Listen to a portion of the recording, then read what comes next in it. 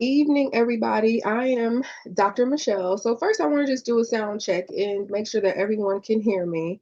If you can just put some thumbs up or some hands claps to make sure that everyone can hear me okay.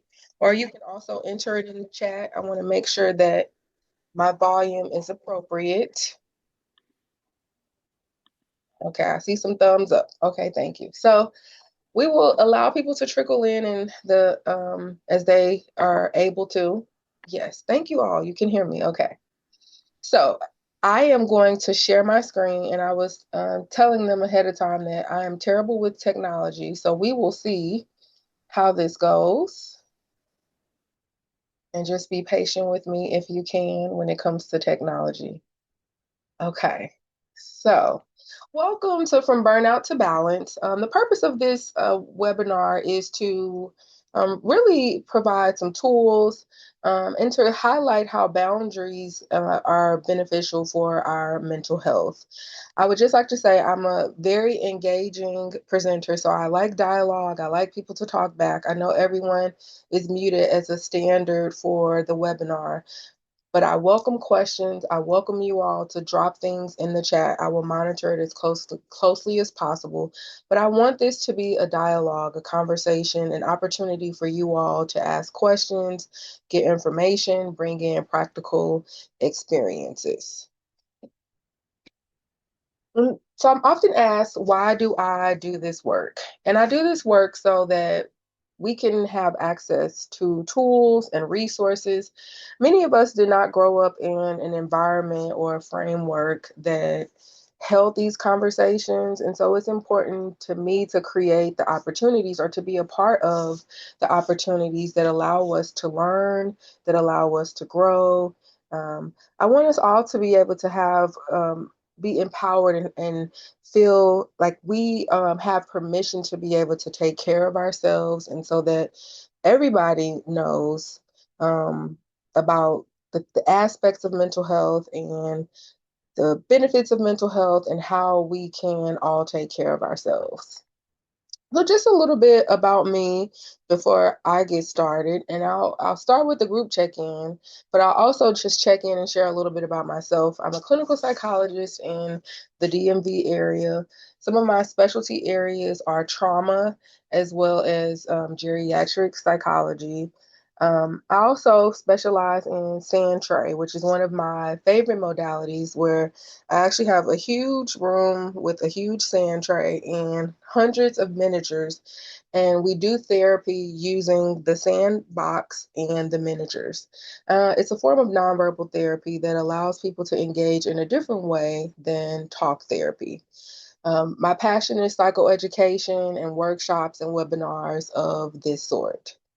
So I am going to ask you all to come off mute, and if you feel like sharing or don't mind sharing, I want us to all erase the day and be present in this moment. So I know many of us have work, or we're caregiving, or we're taking care of different tasks, and so I always like to do a group check-in so that we can clear any energy that is not going to allow us to focus on the presentation.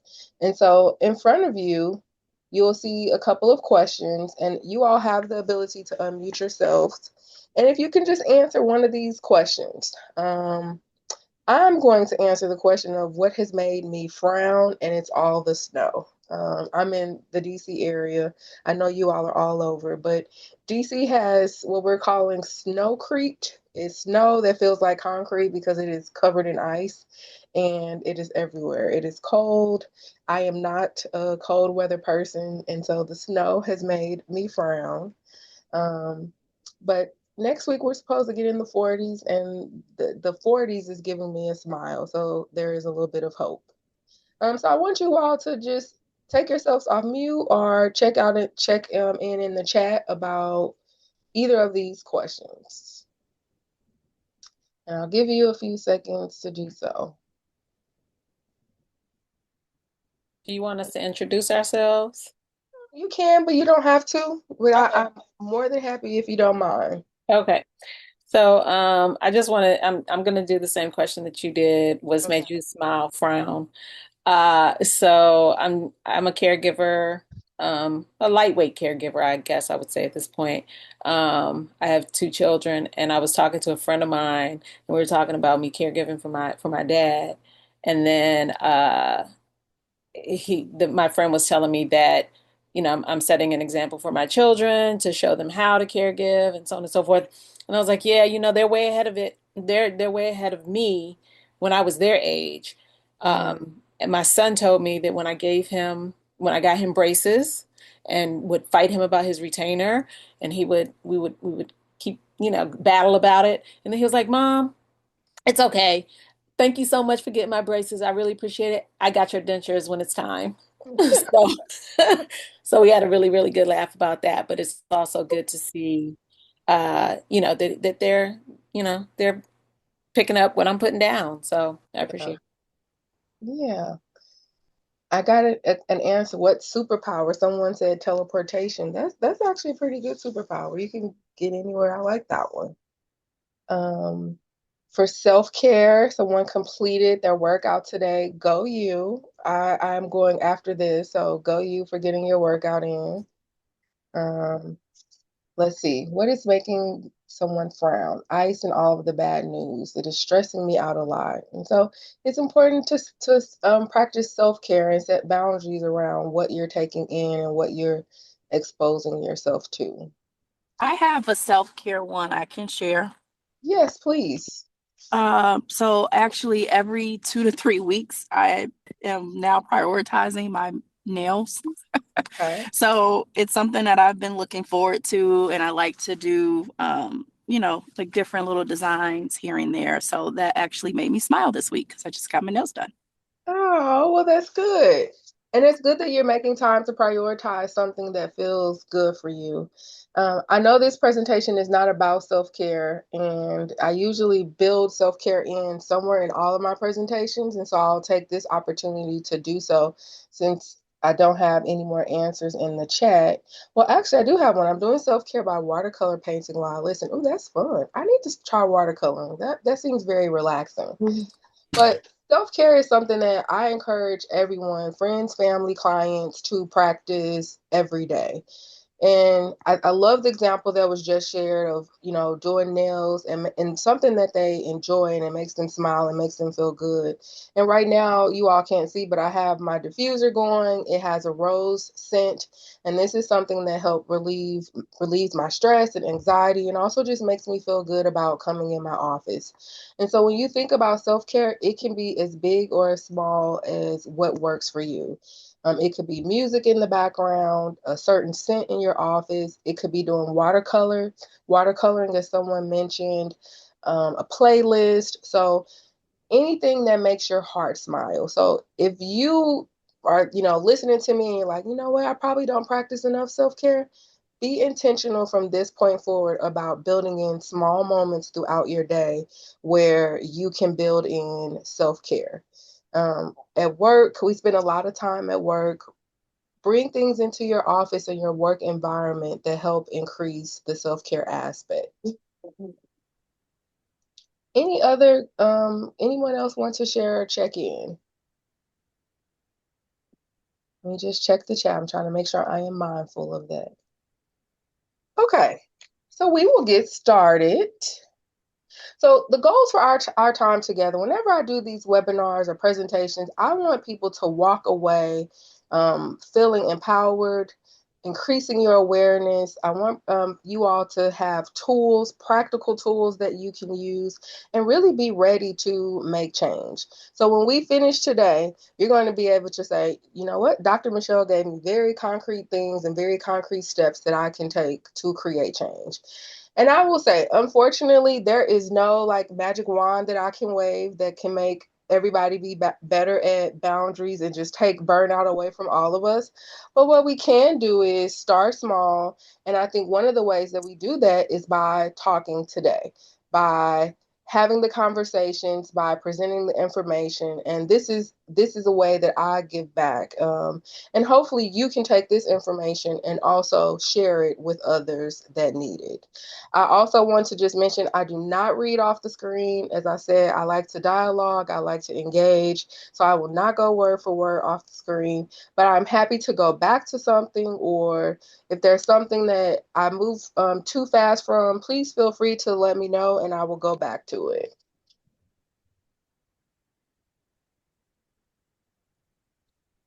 So, when I started doing the research on boundaries, one of the things that came up frequently was this idea of burnout. And when we talk about burnout, it's something that impacts every field, from the technology field to the education field to the healthcare field, the field of parenting, because that is a job all in itself. But it was something that the statistics show across the board, is a challenge that people are experiencing. I thought one of the statistics here that was quite interesting was just the global impact of burnout. 48% of employees worldwide feel burned out at work. So this isn't just a United States thing. This is something that people across all cultures and demographics are experiencing. One of the areas that has come up in my work frequently, and I'm getting a few chats I want to check. Okay. One of the things that has come up in my work is just the different work ethic between kind of the older generation and the younger generation. And so when I saw this statistic about how the younger generations consistently show higher signs of burnout, I thought that was interesting and went down a rabbit hole trying to figure out what that could be related to. Is it resilience, or is it, maybe they have more access to resources? But I thought that statistic was interesting. It was not shocking to me that the healthcare field and educators have a high rate of burnout.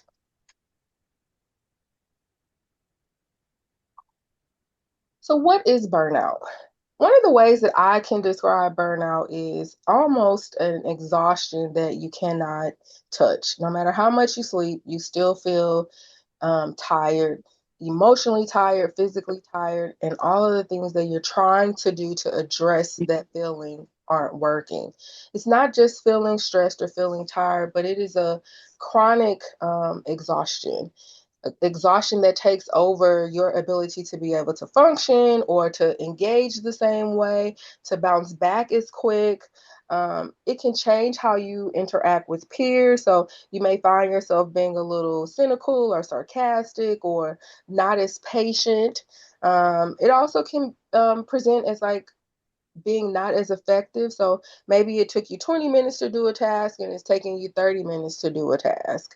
I recently could tell when I became burned out because I was avoiding typing things, and I said, okay, I probably need to schedule a break or schedule some days off because I'm trying to do all of this, but it's not working.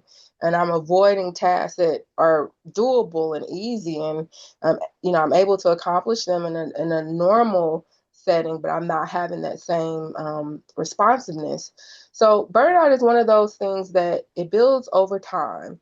And people often think that they are weak or that they're failing because they feel burnt out. But this is a part of being human. The World Health Organization classifies it as an occupational phenomenon. One of the occupations that is often not included in this, and it was mentioned in a comment earlier, is caregiving. We don't often think about caregiving or informal caregiving for family members and friends as an occupation, but it is. Mhm. So one of those areas where we can experience burnout. When we get to a point where we are feeling burnt out, it means our system has been overloaded. We are at the point where everything is full, the cup is full, we're running over, we're overflowing, and a nap won't help. Eye mask won't fix it. 1 hour out the office is not going to do it. We have to kind of check in and figure out what else is going on. And I mentioned a few of these earlier, so maybe some irritability or kind of feeling a little bit detached, It could include burnout, could also include crying. It could come across Mm. as anger or even being a little snarky or less patient with maybe children or employees. Physical burnout could, again, the exhaustion is usually one of the things that I hear from clients the most, like, I'm just tired, and no matter how much I sleep, I'm still tired. Now, of course, it could be other things that we like to rule out or rule in. Um, but it's usually, when you're like, I'm napping, I'm resting, and I just cannot catch up. I can't feel like myself. I don't feel like, my body and mind feel normal or how they usually feel. So it's a really a heavy fatigue and a drain, feeling drained. Burnout also can be a change in behavioral change. So our inability to engage in the way we used to. So as I mentioned earlier about me avoiding a task that's something that I know I'm required to do and supposed to do and avoiding it. For me, it was a way to check in and say, maybe you are a little bit burned out. And kind of that inventory of what we're doing or what we're not doing the way we would normally do could be an indicator that we are on the brink of being burnt out or already burned out. So behavior change can be a huge indicator that something is like that red flag that something is happening. So why burnout happens? And you all are more than welcome to put in the chat you all's answers about why burnout might happen. There is not one answer for what causes us to feel burned out. Many of us are managing schedules that are very large. I know several of my peers and colleagues feel like there are not enough hours in the day for all of the tasks that we have. One of the answers that I just received in the chat was putting too much in our cup. So yes, we're all saying yes to everything. We're wearing multiple hats. We're wearing multiple roles. You could be parenting, caregiving, running, running a career or managing a career, being an entrepreneur. Even just the normal workplace can present as excessive or heavy. So there is not one answer about one reason why burnout happens. But one of the reasons that I'll focus on today is our boundaries. So whether our boundaries are weak or non-existent, or whether we need to set better boundaries. That's a good question. What do you do when work is causing the burnout? And I'm going to answer that question and make sure that I answer that question because that is a very good question. And it'll be answered throughout this presentation, but if for some reason it's not, I will make sure that I circle back around to that question.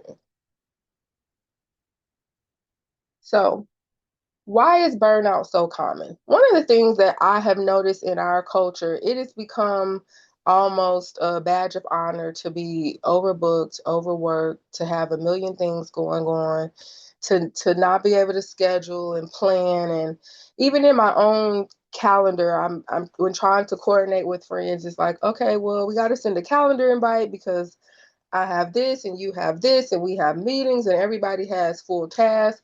But the culture creates an idea that we need to always be busy. We need to always be on the go.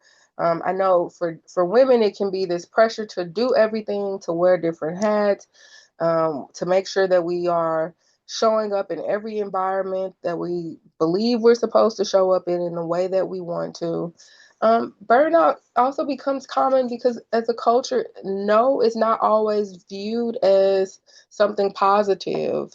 Um, in actuality, saying no is a part of our process of setting boundaries and being mindful of not taking too much on. Again, it's not something that we're necessarily taught that, it's okay to say no. We're encouraged to try to do things and help people. And what we're learning is that we have to also create the balance in being able to say no sometimes and yes when we can. One of the things I recently watched a speech by Trevor Noah, and he said that many people are burnt out because they're saying yes to everything right up front. And one of the tools he shared is just say no to everything from the beginning. So then you say no, and if you have the ability to come back to it later, then you can, but it takes off all of that pressure of I have to do this, I have to attend this, I have to commit here, I have to help with that.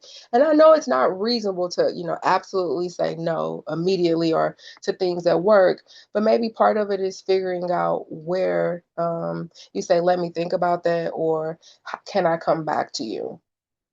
So, as I said today, I'll be focusing on boundaries, and I actually love the work of boundaries. I think that this is something that we have to talk about more in society.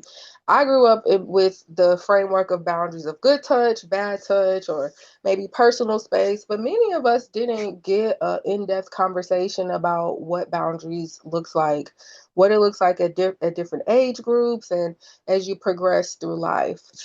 Boundaries are how we learn what we are responsible for, what we want to let in, what we aren't responsible for. They're how we determine who has access to us and how much access they have to us.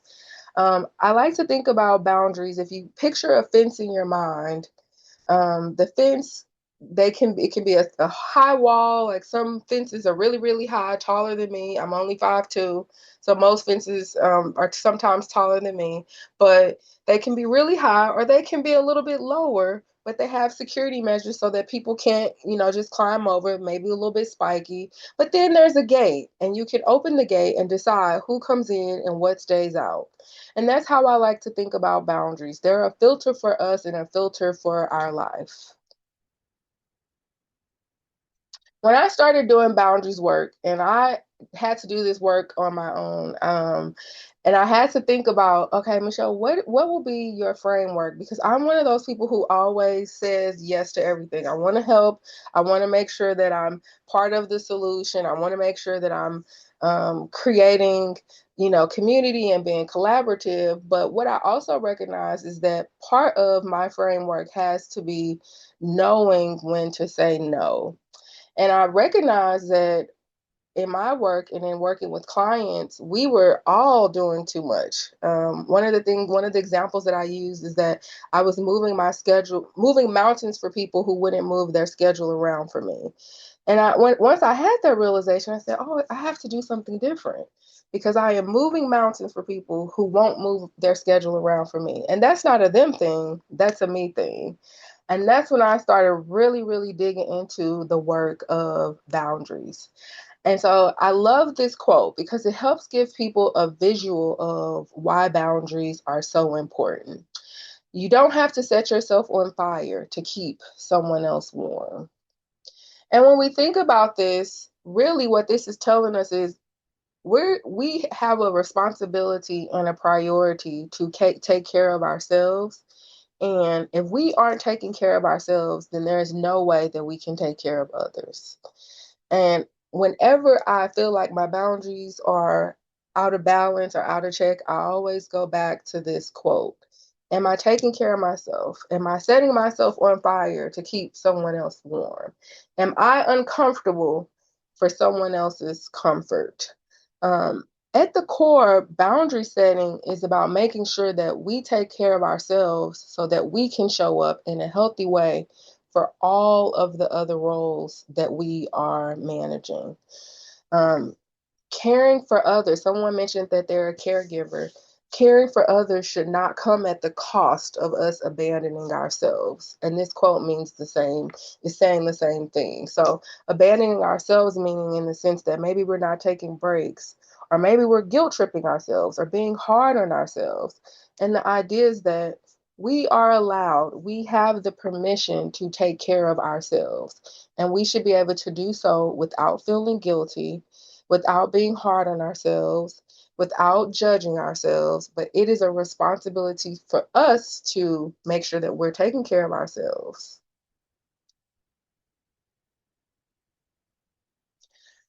There are so many different type of boundaries, and they have changed as time went on. What I'll say is I started a boundaries focal group years ago, probably about 6 years or 7 years ago at this point. And when I started the group, we didn't have digital. The digital component was not as prevalent in the group. Well, fast forward is a big part of the group now because with social media and AI and telehealth and Facebook and Instagram, we've had to change our rules and make sure that people have an awareness and an education around those type of boundaries. So what I have on the screen are just a few of the many type of boundaries. So there are also financial boundaries. How much money you'll loan somebody. What are your rules when you loan someone some money? So one of the rules that my mom taught me around boundaries with money is that if someone asks you for some money, don't loan anything that you cannot afford to never get back. So from childhood, that has been my financial rule and boundary around loaning money. Oftentimes I'll work with couples and this will come up and they'll say, well, he loaned them money and didn't tell me, or she loaned them money. And so what I'll say is you all have to decide as a group or as a unit, what do you do? What's the limit? So we will loan no more than 200 or we'll loan no more than 300, but you all have to decide as a unit, what is the expectation around how you'll manage money. One of my other favorite boundaries is the time boundary.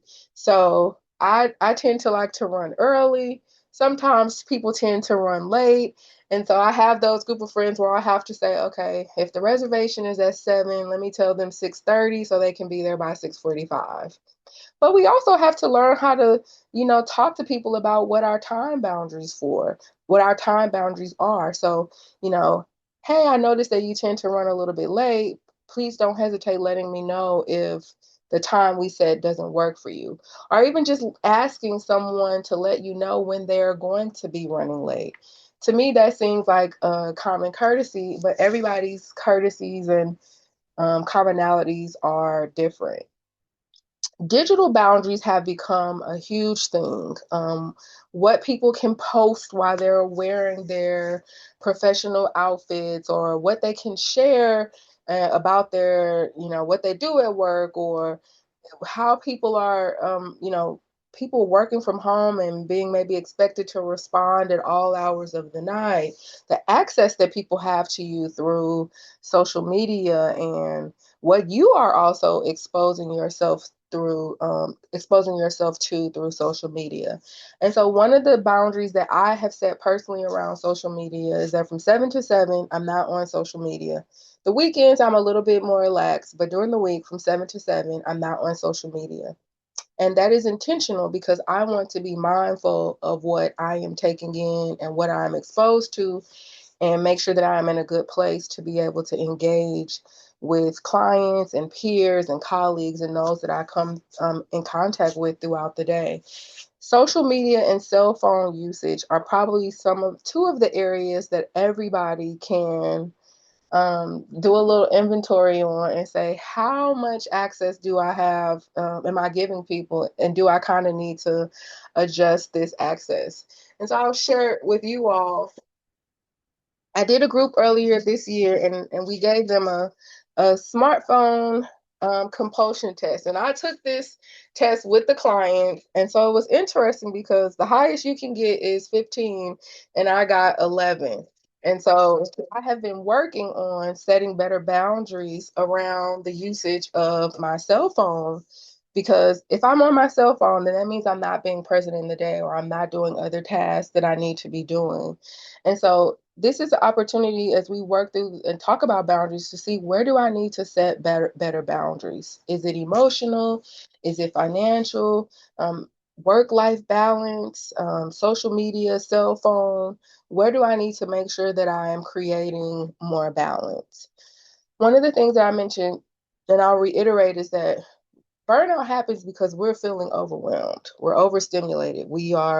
We're not setting boundaries in too many areas, and it is coming to a head. And let me just check the chat to make sure I'm not missing any questions.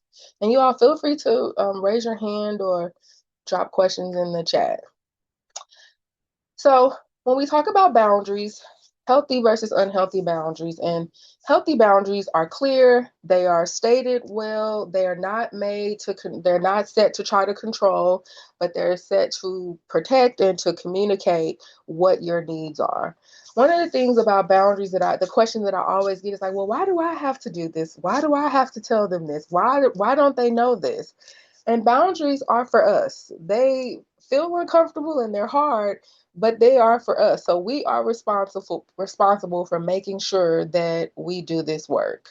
We don't want our boundaries to be out of balance, and that's when they become rigid or they're too far on that end, when they're too rigid or too far on this end and they're non-existent. We do want to balance. If we go back to that analogy of the fence, we want to be able to let in the things that are supposed to be in and keep out the things and the people and the relationships and the emotions and the dynamics that are not supposed to be in. So our boundaries should be flexible. We might have to adjust them depending on the situation. They may work in one environment and then you might get into another environment and figure out, okay, I have to readjust or set a different boundary. And that's nothing wrong with that. So we're going to have a little quiz and I'm going to check the chat. Looks like I just got a question. I love it. Someone said they put their phone on do not disturb during certain times of the day.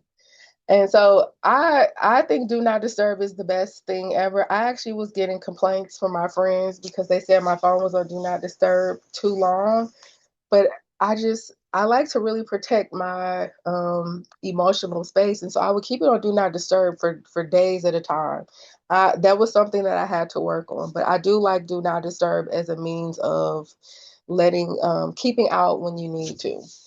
So I want you all to just jot down which category you feel like you're most in. So you could do a little tally mark if you have a little bit of paper. So rigid, porous, boundary. So if you say, okay, I'm looking at rigid and I have, I got 3 in rigid, I have 2 in porous, I got 5 in healthy. So just do a little jot down and see which one of these resonate with you. And if you feel comfortable dropping it in the chat or saying it out loud verbally.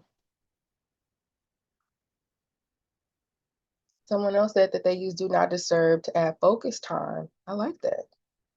Okay, so we got a healthy coming in.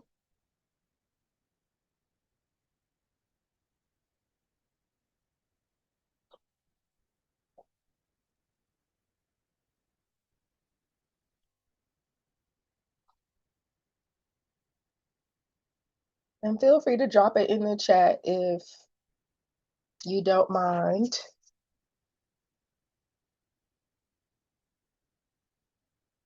Okay, another healthy, very good. And if it's rigid, oh, where did it go?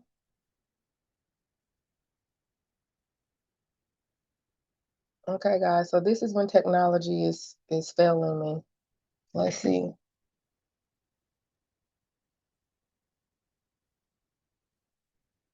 There we go. Okay. So we got someone who mentioned rigid. I used to be porous, but I've been working on healthy. Porous at times, aiming for healthy. Okay. So I appreciate you all sharing your experiences and feel free to keep sharing them in the chat. I want to just talk a little bit about each category. So rigid boundaries, sometimes rigid boundaries form as a defense mechanism to being hurt or to being let down or betrayed or, having a situation where it hurt your feelings. And so you said, okay, I'm going to put up a wall. I don't ever want to feel like that again. I'm going to make sure that I keep this fence very high and it's solid. And as a defense mechanism, you may go towards the other end of the spectrum in maintaining rigid boundaries.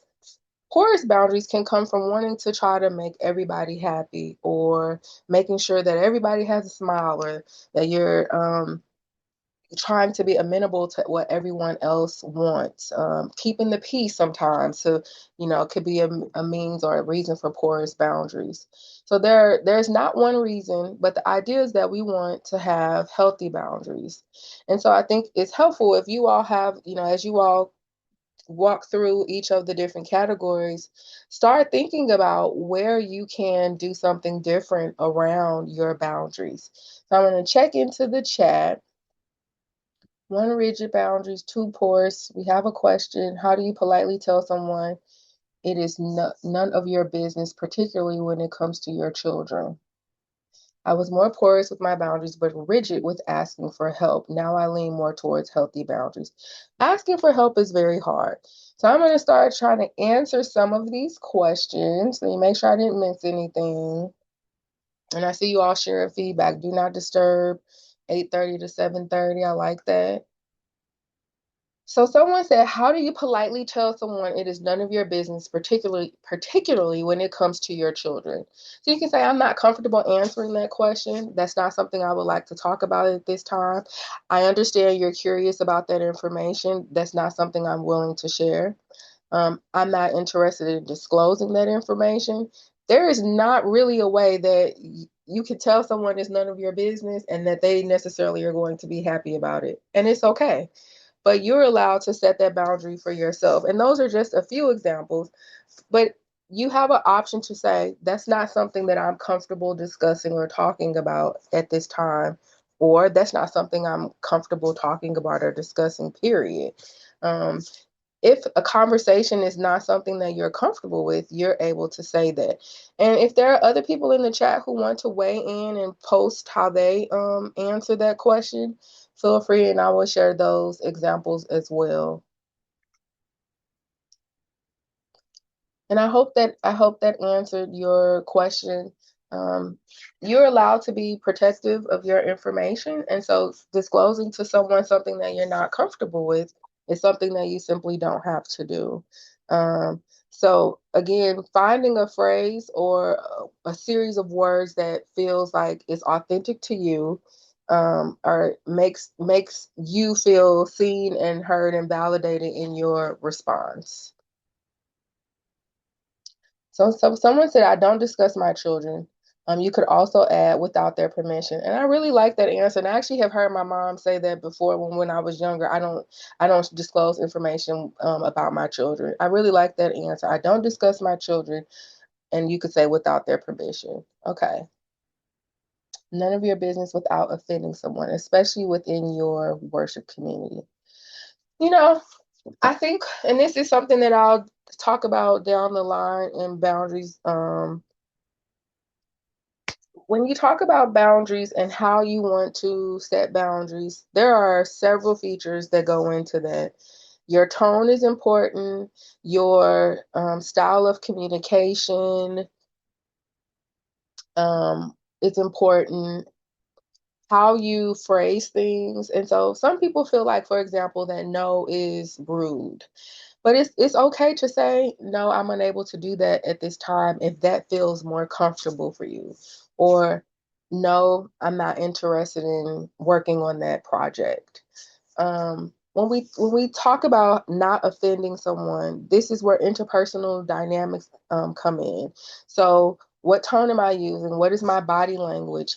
Are we communicating through text or are we communicating through verbally? Sometimes over text messages people can add their own tone, so that it becomes a skill of knowing maybe this is something that I should pick up the phone and hold a conversation with. I should hold a conversation about, or this is not probably going to land very good if I send this email. So let me just pick up the phone and call them. When people can hear your voice and hear your tone, so they're often able to better take in your message. Someone said they try to use humor so people don't get mad. And I think humor is a way of lightening the mood and making sure that, like, oh, that doesn't feel good for me, but putting a smile on your face. I don't think there's anything wrong with using humor, as long as you're also making sure that people understand that this is your boundary and it's something that is very serious for you. Again, stating your boundaries respectfully, stating your boundaries clearly, using a collaborative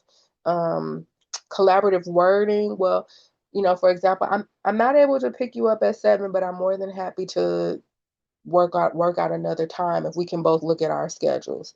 So if this is someone where the relationship is important to you, how you phrase things will matter. I hope that gives a little bit of more context in answering your question. So the boundary burnout connection. So when we are, as I mentioned earlier, when we are not setting boundaries in multiple areas, so we're running all over the place with time, we are, not protecting what we're exposing ourselves to on social media. We're responding to emails at 3 and 4 a.m. And I'm guilty of this myself. Sometimes, but when we are not setting boundaries in too many areas, then we're usually overcommitting, overdoing. We are taking on more than we have the ability to manage, which in turn increases our stress, increases our anxiety. It lowers our mood. It also limits our ability to be present, whether that's present with our families or our kids, present at work.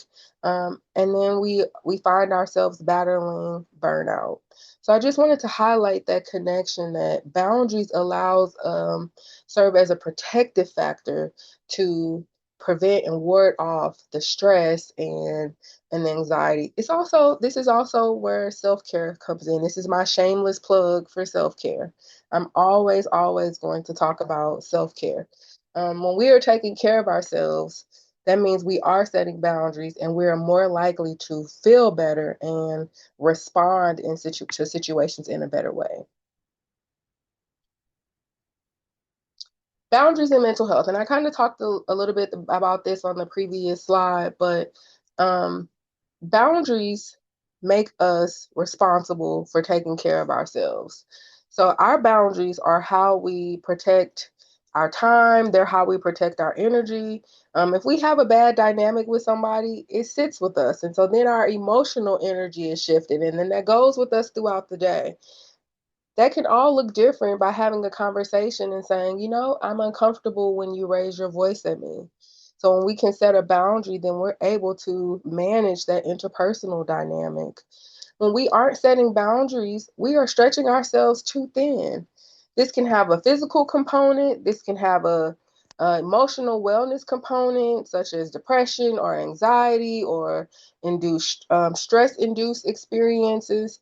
So we are responsible for making sure that our boundaries are set up in a way that protects our mental health. It is not fun or healthy to live in a state of constant fight or flight or anxiety. One of the things that I'm often seeing is our self-worth being tied to our productivity. How much did I get done? How many meetings did I go to? How busy am I? How full is my calendar? And that really can't be a good measure of what we're accomplishing or who we are. It eventually takes a toll on us. When we sacrifice our boundaries, we are sacrificing ourselves and to a detriment. So boundaries prevent burnout by allowing us again to manage what we let in and what we keep out. It is allowing us to reserve our emotional energy for the things that we need it for. So I'll go back to the idea of social media because I know this is social media is all the rave, chat, GPT, and AI and all that. But I often hear stories from clients and they're like, yeah, I click on one video and then I click on another video and then I click on another video. And before I know it, I've been on social media for an hour and a half and I haven't done what I needed to do. And so then we're not getting a project done, or we're not responding to an email, or we're not working on a specific task that we need to be working on. And it has a domino effect. So when we're able to set a boundary, then we're able to use our time the way we want to. We're able to be mindful of how we're showing up, what our responsibility is. Are we actually focusing on the things that we want to focus on? We're reserving our energy for the things that we need to direct energy towards. We're also allowing ourselves to be productive in that moment and then take a break when we need to because we've done what we need to.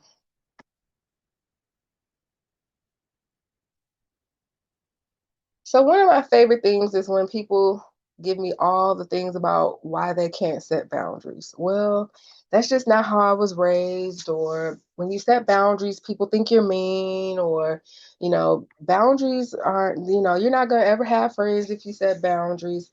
I have heard dozens of reasons of why people say they cannot set boundaries. And so these are a few of the myths that I hear a lot. One of my favorites is the one where people say, well, they just should know how I am. They should know my limits. And those shoulds get everybody in trouble because everybody's shoulds are different.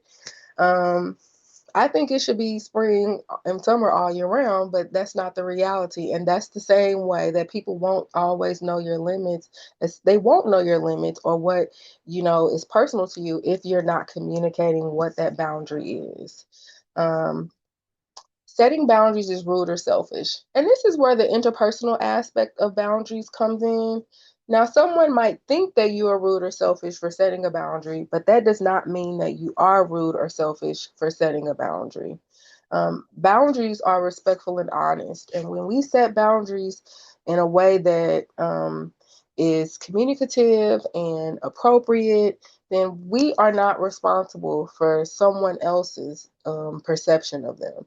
People will not always like your boundaries. They will not always agree with them. They will be irritated when you set boundaries. And that's usually a good indicator that you probably needed to set that boundary.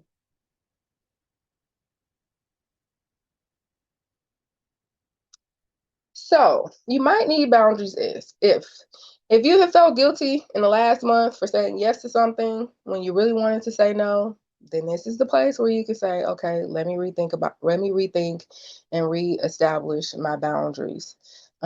If you feel like your schedule is overwhelmed, one of the big indicators of a boundary readjustment is being late to things. If you are constantly late to stuff or missing something, then you're probably not setting a boundary somewhere in your life. So we would say that that's a time boundary. And maybe you're taking too much on. Maybe you're not organizing. But usually missing things or being late or constantly feel like you're running behind is a time boundary. Um, if you are getting speeding tickets or constantly speeding, that is probably an indicator again that you need to set your boundaries. And I'm smiling because my first year in DC, I was always getting tickets because I was always rushing to class. I was always, always, always rushing to class. 10 years later, it is completely different because I have learned to slow down, take my time, leave earlier, reorganize my time. But that required me to look and see what was happening and what was the cause so that I could do something different. So think about what your daily schedule looks like. If you're always tired, where do I need to kind of readjust things or rearrange things? Where am I not asking for help? And I know that came up in the chat earlier, and asking for help is hard. Asking for help is also human. I want to just really, really, really push on the idea of saying no. And as I referenced Trevor Noah's video about saying no to everything initially, and I started trying that last year, and it is actually so much easier and so less stress when you just say no. And then you don't have to worry about counseling when you've already said yes, or uncommitting when you've already, have people waiting on you. But if you just say, at this time, that's not something that I'm going to be able to do, or at this time, that's not something that will work within my schedule, coming up with a standard phrase that works for you to be able to say no in a way that feels comfortable and authentic.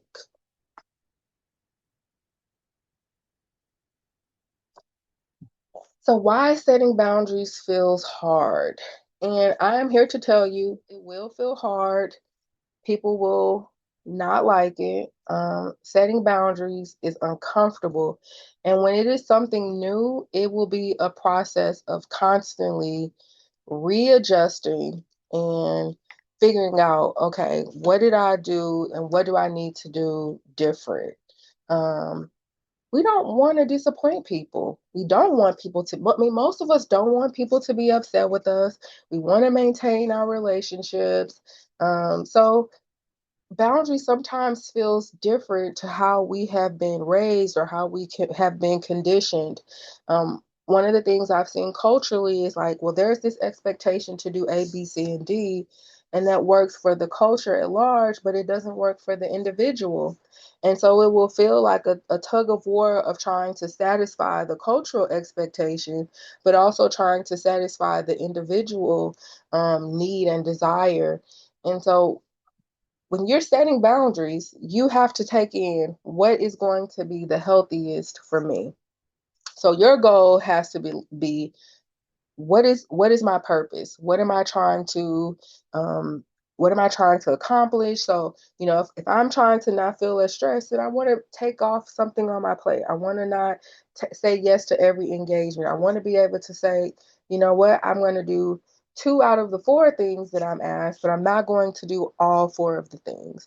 So you have to be able to take an inventory of what is going well. One of the questions that I started the group off with, and what is not going so well, so that we can really be honest with ourselves about where we need to make changes.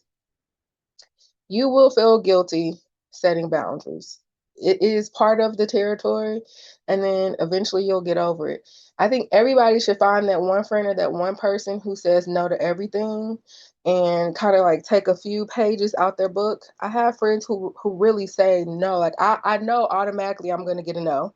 And they might come back around and give me a yes a couple of days later, but find that one friend who is like really good at saying no, and just kind of take a little page out of their book and start practicing it. Start practicing what it's like to set a boundary in a safe way. Um, it is going to be uncomfortable. It will feel foreign. Whenever you're trying to change a pattern or change a behavior, it is trying to is learning something new. And so you have to be patient with yourself, give yourself grace. Don't guilt yourself for not knowing what you weren't doing or not knowing how to do something, but approach this with open mind and with curiosity. Most of us, as I said earlier, did not get this talk of like, these are the type of boundaries you should set. This is what the boundaries should look like. We didn't get that talk.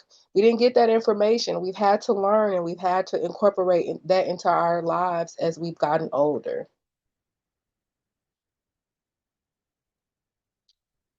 This is one of my favorite quotes that I use when I do my boundaries group. If someone throws a fit because you set boundaries, it's just more evidence that the boundary is needed.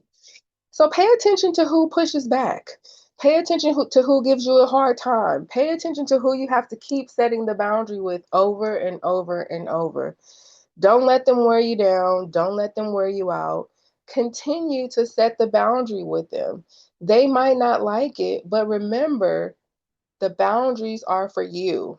Someone said it takes practice. It absolutely does take practice. It takes a lot of practice.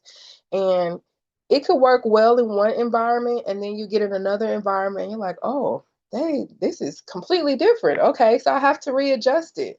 Um, Someone else said, I've learned how to say no, and it is so freeing. And I love that for you because it is actually very freeing to say no and to not feel stressed about all of the yeses that you've experienced, all the yeses that you've said, committed to.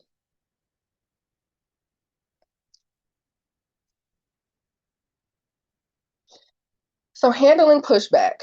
The pushback will come. As I said, people don't always like when we set our boundaries. And when people push back at your boundary, continue to set your boundary. Remain calm, remain clear, communicate where your boundary is. I'm uncomfortable with you raising your voice at me. I'll have to discontinue this call if you continue yelling. Or, the last time we had a disagreement, I noticed that you became very irritated and started to yell. I don't want to engage in any more conversations like that. I will remove myself in the future if we have that type of dynamic. So sometimes you're coming back in and assessing and saying, okay, this is something I need to say. I didn't realize it then, but I can take that information and use that to help me set a boundary. I mentioned time boundaries and people being late. And it's kind of funny when you have to give somebody a earlier time. But for the person who's on time, it can also be kind of irritating. And so it's okay to say to somebody, I know you have a little bit of a difficulty with time. What can I do to help support you? I plan to be on time and will leave following, such and such minutes late. We are allowed to set our boundaries, and people will push back. People will not always like the boundaries we set. They might get upset. They actually might stop talking to you because you set a boundary. But the idea is that your boundaries are to maintain your mental wellness, to maintain your health, to be able to show up in a way that you can be proud of and that feels authentic for you. Boundaries were a big buzzword in social media in the last couple of years, and everybody was saying, like, oh, that's my boundary, that's my boundary, that's my boundary. It's important to remember that boundaries are supposed to be clearly communicated. They are not about controlling someone else.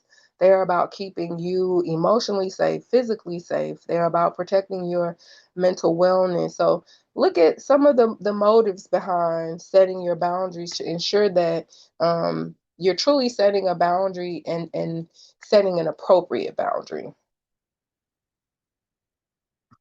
Here's technology again. I don't know why this thing does this to me. Okay, let me go back. Setting personal boundaries, figuring out what your limits are. So one of the things that I have taken from a parent, I don't have the luxury of doing this, but she doesn't have any conversations before 10 a.m. And it would absolutely bother me because I'm an early morning person. I want to talk at 7 and 8 a.m. I'm up early. I think everybody should be up early and ready to talk to me.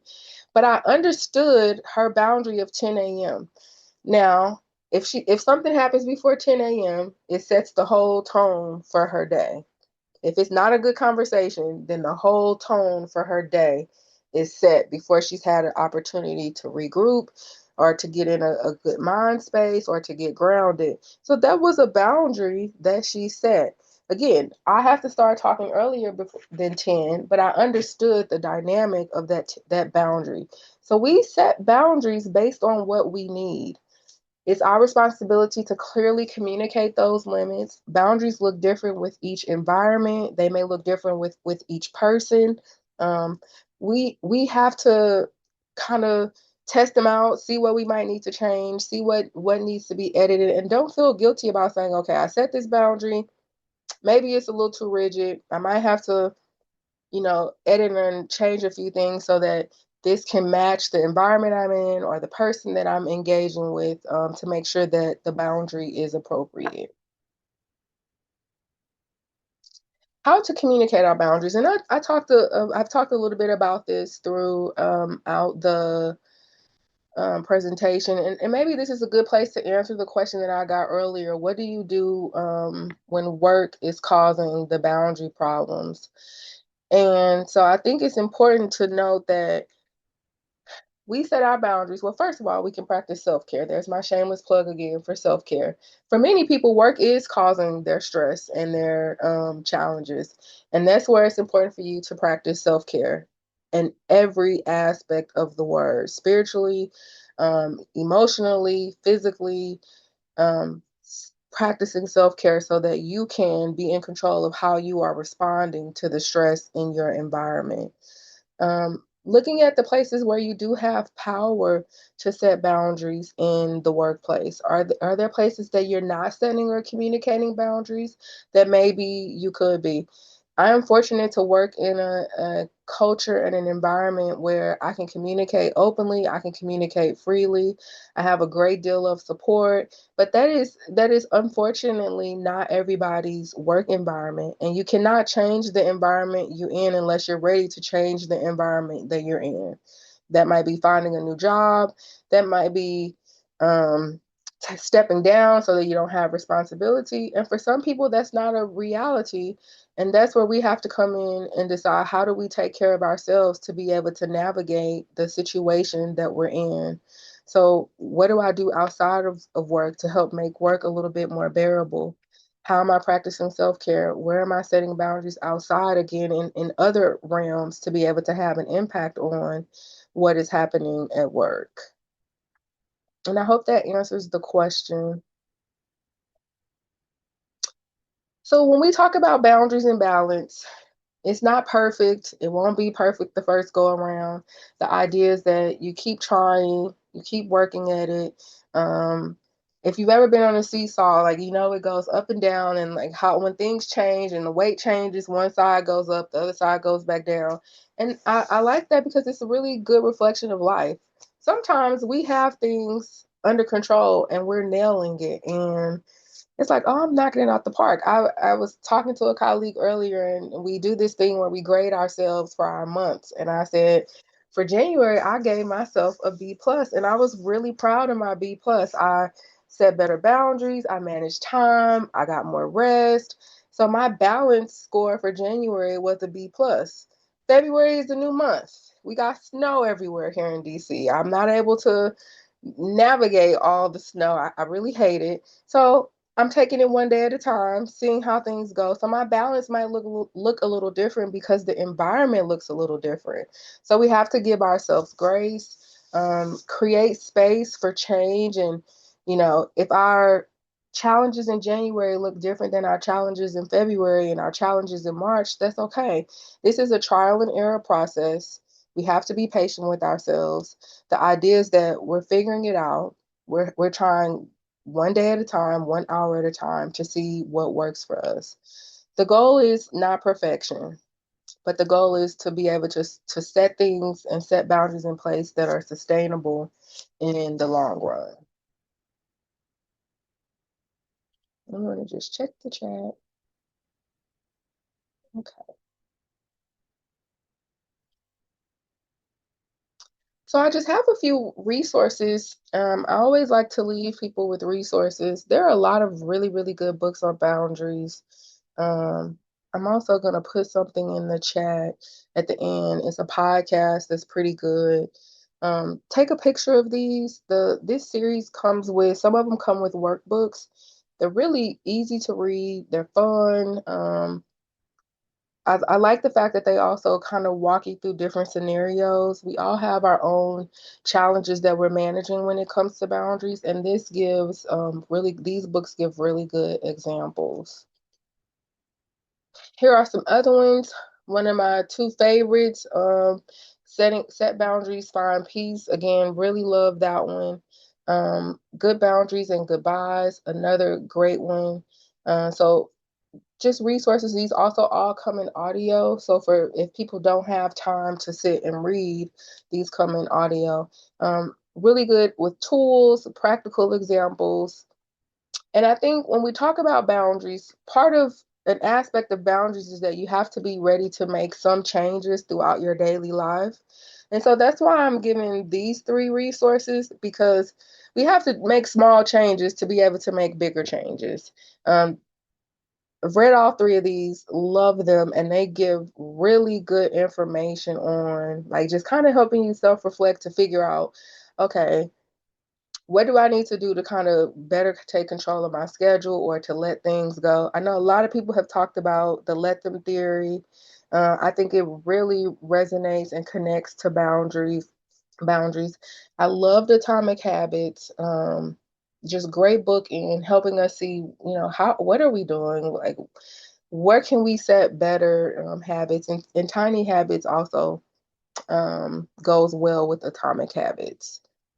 And I can drop these in the chat afterwards as well. So, as I said at the beginning, I wish there was like a magic wand that I could wave and make us all better at setting boundaries. But even with myself, it is a process of trial and error. I always think about like, Mechelle, you can be a generous person, but you don't have to be depleted doing so. And so I want you all to also think about, what can you do today to start making a change? You don't have to delay any longer. We all know where we need to set the boundaries, and if we don't, we can kind of do an inventory. But identify one area that's really draining your battery. I gave a couple examples earlier, but if it's interpersonal relationships and the need to be more protective of how you engage with people, if it's time, if you're the person that everybody asks for money, like how do you set better boundaries in that area? Or if it's your digital use, figuring out where you can better take care of yourself. And I'm going to challenge all of you guys to figure out what the boundary is and implement that boundary in the next 24. I'll give you 48 hours because we don't need to delay any longer. As someone said in the chat, when they started saying no, it was very freeing. And it is very freeing. It feels good to be able to be in control of how you feel, how you're using your time, what you've committed to. So pick an area, identify something you want to work on, set the boundary, 24 to 48 hours, start practicing it. And start practicing it in a small way. If it's just like saying no to, going out to dinner or going to see a movie or, picking somebody up, like if I'm not able to do that because that's actually going to take me a little bit too far out of my way, it's okay to say no to things that are putting you in situations that are really uncomfortable. Your needs matter. What is healthy and safe for you matters. And so if you can just go back to what do I need? What do I need to function well? That's really a core belief with boundary setting. What do I need to function well? And adjust your boundaries as needed. So you will keep practicing. You'll have, I said it's a trial and error process. One day they might work well, and the next day you might be like, okay, these are a little too rigid or these are a little too porous. Okay, so let me go back to the drawing board and figure out what I need to do different. And that's okay. That's a part of the process. No is a full sentence. So I want you all to take that and put it in your back pocket. And people often say that no is rude, but remember when you say no, there is context and language that you can add to it for the environment that you're in. This question comes up again, and I'm not sure who it could be relevant to on the call, but people always say, well, you know, I just I don't want to just tell the kids no. And I think you have to figure out how do you use no in a way that is also coupled with an explanation when it needs to be. So if there's an opportunity for learning or growing, then maybe in that moment, no isn't the only part of the sentence, but it's no. But how about we discuss that and I can explain to you what this no is about, or that won't be safe for you. And so I want to explain to you why I am saying no. So again, no is a full sentence. I'm sure we could all probably say no or need to say more a little bit more. So figure out what that looks like for you and your landscape. Excuse me. Give yourself permission to do this work. Setting boundaries does not make you bad. It does not make you mean. It does not mean you're a bad person or that you're not generous. It just means that you want to be able to show up for others in a healthier way. So it's not selfish. It may be self-focused, but it's not selfish. It is protective.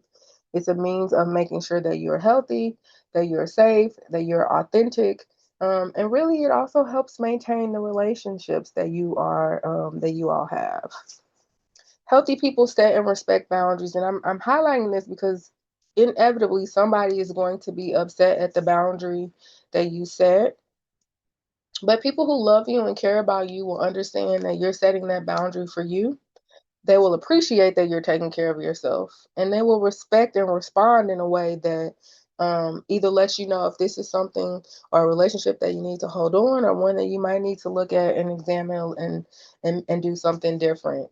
Boundaries are a part of life. They are healthy. They are how we maintain our relationships, our health, our performance, and being able to show up in a way that is good for all of us. So don't let anyone guilt you around the things that you are doing for you, whether that's setting boundaries or even practicing self-care.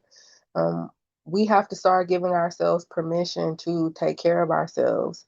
And that's usually so far down the totem pole for many of us who are taking care of others and trying to manage things at work and trying to make sure we're great dads and great moms and great grandparents and great leaders. And then we're putting ourselves on the back burner, and that usually doesn't work out too well. So give yourself permission to do this work today, to start today making a change. So I want to take the opportunity to just answer any questions. If you all want to take yourself off mute, and ask questions if there's something that I can explain more or give a little bit more information about. I think I can unmute people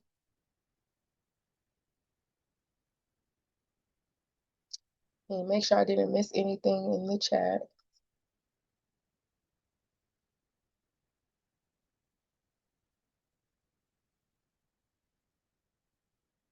But any questions if you all have? If not, that means I was thorough with the information, but I am happy to take any questions or to explain anything that was not clear.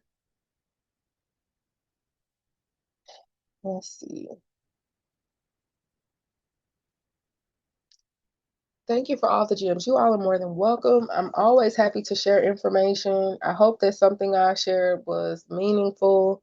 Again, I want to just highlight boundaries are for us to, be the best humans that we can be. And so feel free to reach out if you have questions or if there's information that I did not um, elaborate on. And I'm going to stop sharing my screen just so that I can drop a link that I have for you guys in the chat. This is the podcast that I mentioned earlier. So I want to just drop that in the chat for you all.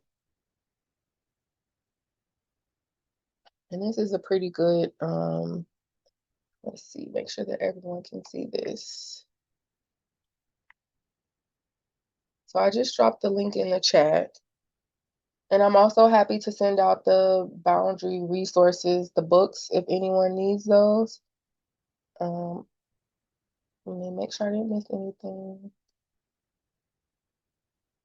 And someone asked, will this recording be available for replay? And it will be, if my understanding is that it will go out to everybody who registered. You'll have access to it. Okay, yes. So it will be on the NBCC website for the recording. So I appreciate you all's time. I appreciate everybody who shared. If there was something that again, I have no problem answering questions or reaching out to me at a later time. I will drop my email in the chat as well.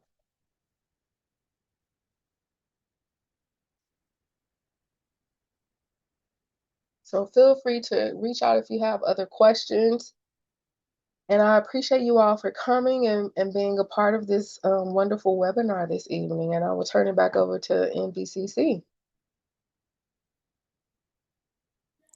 Thank you, Mechelle. That was wonderful. And I appreciate everybody who came and participated. As I said in the chat, the recording should be up on the NBCC website probably by the end of day tomorrow. So thank you to everybody. And thank you so much, Mechelle. That was beautiful. We really appreciate you. I appreciate you all for having me. Thank you. So I hope you all have a wonderful night. And again, feel free to reach out if you have any questions. So thank you all. Thank you.